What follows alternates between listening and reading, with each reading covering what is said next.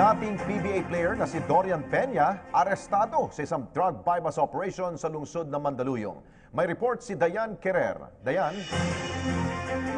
Presenta ng National Bureau of Investigation sa harap ng media ang naarestong dating PBA player na si Dorian Alan Peña kasama ang dalawang iba pa matapos ang isang drug bypass operation sa isang bahay na umano'y drug den sa Maryland Village sa Mandaluyong City nitong Mayo 10. Si Peña ay isang Filipino-American professional basketball player na nakilala bilang junkyard dog na naglaro sa San Miguel Pier, Ginebra, Barako Bull at Global Fort Batang Pier.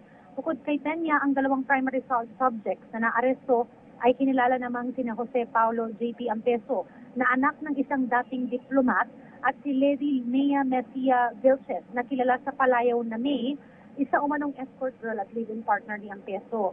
Ayon sa NBI, mga taong may pera ang kliyente sa umano'y drug den na pagmamay-ari ni Ampeso kasama ang kanyang live-in partner si May.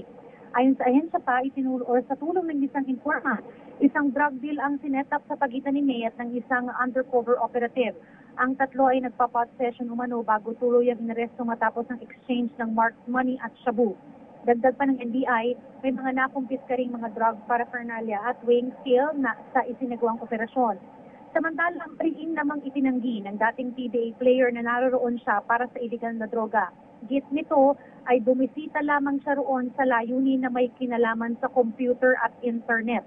Ang tatlo ay sumailalim na sa inquest proceeding sa Department of Justice dahil sa paglabag sa RA 9165 o ang Comprehensive Dangerous Drugs Act of 2002.